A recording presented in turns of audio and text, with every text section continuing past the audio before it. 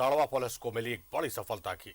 गढ़वा में सुरक्षा बलों ने नक्सलियों की बड़ी साजिश को नाकाम कर दिया। लगातार दूसरे दिन बूढ़ा पहाड़ के इलाके से तबाही का सामान बरामद किया गया है। सुरक्षा बलों ने पहाड़ी से 51 आईईडी बम बरामद किए हैं। नक्सलियों ने सुरक्षा बलों को टारगेट कर ये आईईडी बम लगाए थे। गढ़वा में नक्सलियों की बड़ी साजिश नाकाम, झंडी पहाड़ पर मिला तबाही का सामान। सुरक्षा बलों ने 51 आईईडी बम किया बरामद। लगातार दूसरे दिन पुलिस को मिली बड़ी सफलता।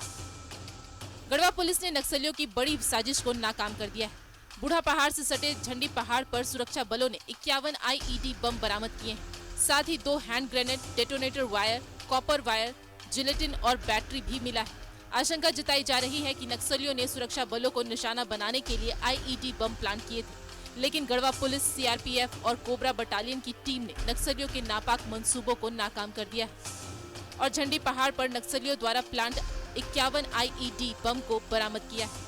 मंगलवार को सुरक्षा बलों को बड़ी सफलता मिली थी। सुरक्षा बलों ने बूढ़ा पहाड़ पर 22 आईईडी बम बरामद किए थे, यानी 2 दिनों में बूढ़ा पहाड़ के अलग अलग हिस्सों से सुरक्षा बलों ने 73 आईईडी बम बरामद किए हैं। झारखंड और छत्तीसगढ़ की सीमा पर स्थित बूढ़ा पहाड़ कई दशकों से नक्सलियों का सुरक्षित पनाहगाह बना हुआ है, लेकिन सुरक्षा बलों के ऑपरेशन ऑक्टोपस ने नक्सलियों के पांव उखाड़ दिए और बूढ़ा पहाड़ को चारों ओर से सुरक्षा बलों ने कैंप बना लिया है। लेकिन अब भी नक्सलियों द्वारा प्लांट किए गए तबाही के सामानों के मिलने का सिलसिला जारी है। न्यूज़ 11 भारत के लिए गढ़वा से आशीष की रिपोर्ट। तो बूढ़ा पहाड़ आज से कुछ साल पहले तक इसका नाम सुनने से एक अजब सा डर का माहौल कायम हो जाता था, क्योंकि नक्सलियों के कब्जे में था बूढ़ा पहाड़। और धीरे धीरे सुरक्षा बलों ने आगे कदम बढ़ाए और आज सुरक्षा बल वहां पर मौजूद है और एक के बाद एक बड़ी कार्रवाई हो रही है वहां पर। बड़ी सफलता आ रही है गढ़वा से। सीधे रुक करें गढ़वा, हमारे सहयोगी आशीष हमारे साथ लाइव जुड़े हुए हैं। आशीष, लगातार सुरक्षा बलों को बूढ़ा पहाड़ और उसके आसपास के इलाकों से सफलताएं मिल रही है और आज जो सफलता मिली, या यूं कहे आज और कल मिलाकर जो सफलता मिली है, बहुत बड़ी सफलता है। लगभग 75 आईईडी बम बरामद किए गए हैं। मतलब इतने आईईडी बम से गांव के गांव साफ कर दिए जाते। नक्सली इसे सुरक्षा बलों के खिलाफ इस्तेमाल करने के लिए छुपा के रखे थे।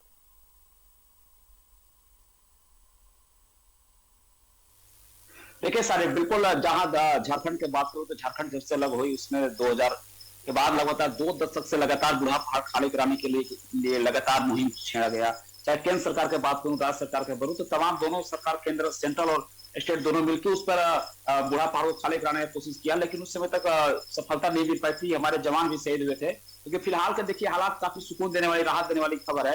अब खासकर मैं बात करूं तो इसके पहले लगातार कार्रवाइयां तो हो रही थी, लेकिन कुछ ऐसा हमें कुछ सामान नहीं मिल रहा था, कुछ ऐसे बरामदगी नहीं हो रही थी जिससे कि ये महसूस सुकून देने वाली खबर मिलती कि ताकि उस एरिया में चूंकि सस्पेंस बना हुआ था कि आखिर इतने भारी मात्रा में नक्सली जब इस बूढ़ा पहाड़ पर थे तो आखिर कहाँ कोई बम नहीं मिल रहा था, कोई उनकी सामग्री नहीं मिल रही थी। लेकिन लगातार 2-3 दिन से जो राहत भरने वाली खबर मिल रही है, इसके पहले हम लोगों ने दिखाया था खबर की दवाइयां मिली थी, कुछ और सारे डॉक्यूमेंट्स मिले थे, कुछ विस्फोटक सामान मिले थे, लेकिन लगातार इधर कल और आज जो मिला 70-75 जो आईईडी बम मिला।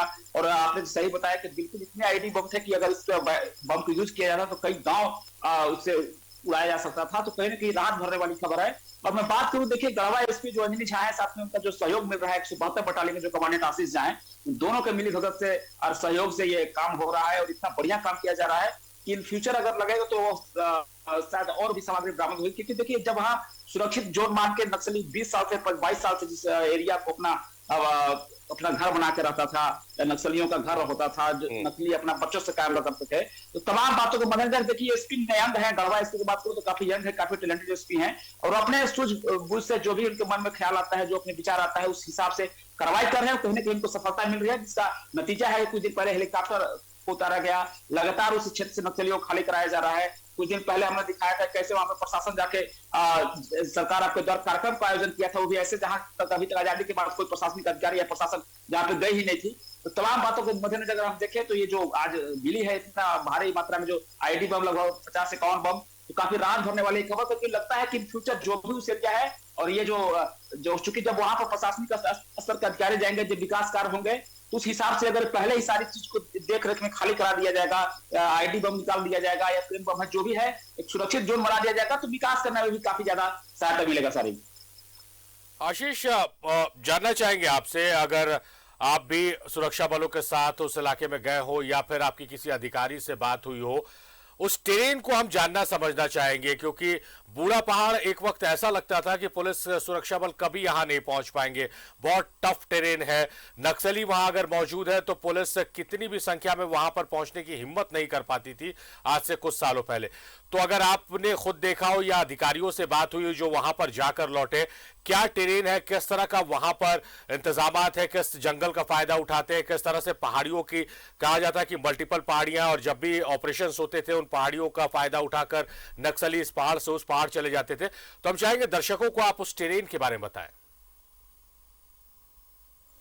देखिए सारिफ, मैं 2-3 बार लगभग उस बुढ़ा पहाड़ एरिया में गया। फिलहाल तो मैं गया था जब जनता दरबार काउंसिल में स्टार्टिंग किया गया था 12 अक्टूबर को, तो मैं बिल्कुल वहां उस क्षेत्र में था, वो जो खपरी महुआ जगह था जहां पे प्रशासन आपके द्वारा कार्यक्रम का, सरकार आपके द्वारा कार्यक्रम का आयोजन किया गया था। मैं वहां गया था और उसको, और मानो तो भंडारिया से लगभग 55 से 60 किलोमीटर दूर है, जहां कुल्ही एक पिकेट है, कुल्ही पिकेट के बाद आगे हिसातो पिकेट है, हिसातो पिकेट के बाद एक और पिकेट का निर्माण कराया जा रहा है। तो तमाम पिकेट के बाद भौगोलिक स्थिति की बात करूं तो देखिए वहां स्थिति यह है कि एक संकरा अभी भी रास्ता है, विकास चूंकि हुआ ही नहीं उस क्षेत्र में और नक्सलियों के चलते विकास को रोक दिया गया था। भौगोलिक स्थिति की मैं बात करूं तो एक तरफ आप जाएंगे तो बिल्कुल कश्मीर की जो घाटी की बात होती है, कश्मीर की घाटी की स्थिति है वहां पे सारी। एक तरफ आप देखेंगे तो लगभग 100 फीट 150 फीट आपको ऊंचा पहाड़ी दिखेगा, बगल में खाई है, 3 से 4 फीट रास्ता है। और वैसे स्थिति में जवानों के लिए देखिए काफी मशक्कत करने के पड़ा था, क्योंकि आज अगर जवान वहां पे अगर मुस्तैदी से है तो उन्हें काफी, पहले मैं बताया था कि पहले कभी काफी जवान शहीद भी हुए थे और उसका फायदा उठाते थे, क्योंकि उनका एक छतराज होता था।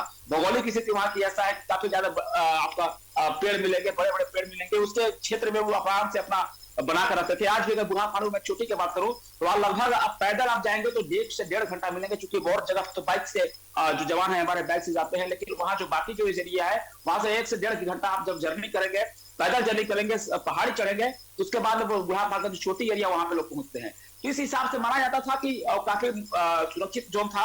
अच्छा, बगल में बात करूं तो बगल में नदी है, उसके बगल में छत्तीसगढ़ है। इधर से जब अटैक होता था, गढ़वा पुलिस अटैक करती थी, उधर से लातेहार पुलिस जब अटैक करती थी तो वो भाग के चले जाते थे छत्तीसगढ़ बॉर्डर में। लेकिन इस बार का देखिए जो मुहिम है, छत्तीसगढ़ गवर्नमेंट भी साथ दे रही है, साथ में गढ़वा पुलिस है, उधर से लातेहार के पुलिस है, तो तीनों तरफ से घेर के उनको सफाया करने का विचार किया गया और उसमें पुलिस को सफलता भी मिली। कहीं ना कहीं हम छत्तीसगढ़ सरकार को भी इसमें धन्यवाद देना चाहते हैं कि उनका जो सहयोग रहा काफी बढ़िया सहयोग रहा। रही बात वहां की स्थिति की, तो देखिए सबसे बड़ी बात है कुछ एरिया में आज भी शिक्षा काफी है, विकास नहीं है, शिक्षा है, तमाम चीजों का देखिए वहां पर असुविधा है। अब मैं नेटवर्क की बात करूं तो उस एरिया में जाएंगे सारे, तो मैं बताऊं मैं लगभग 6 से 7 घंटा रहा था, कहीं ऐसा एरिया नहीं मिला जहां पर नेटवर्क काम करता हो।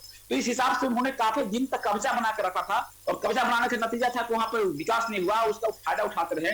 नेटवर्क एरिया नहीं है, बिजली नहीं है, सड़क नहीं है, चिकित्सा नहीं है, स्कूल की सुविधा नहीं है, तो तमाम चीजों को देखते हुए वहां पर अपना गढ़ बना कर रहे थे। लेकिन अभी जो प्रशासन आपके द्वारा कार्यक्रम का जो आयोजन किया गया, खपड़ी मुआ की बात करूं तो वही खपड़ी मुआ है जो 2018 में लगभग 8 जवान 7 से 8 जवान हमारे शहीद हुए थे, उसी गाँव में प्रशासन आपके द्वारा कार्यक्रम, सरकार आपके द्वारा कार्यक्रम का आयोजन किया गया।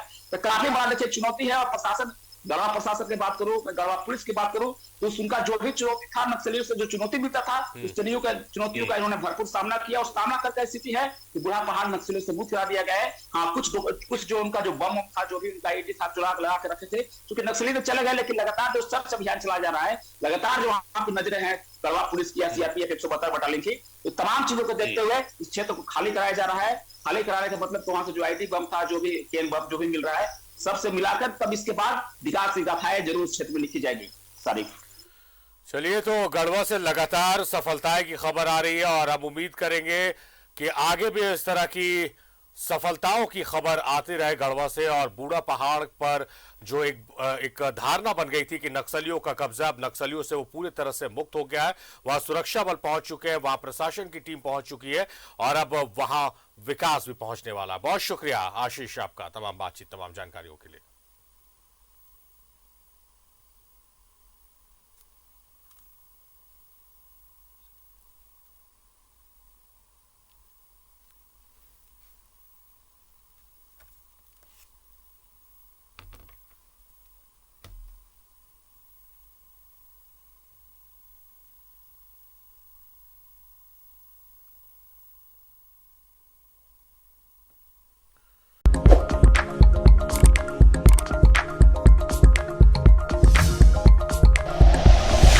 like and share videos, subscribe subscribe करें हमारा चैनल और प्रेस करें बेल आइकॉन। News 11 भारत, सच है तो दिखेगा।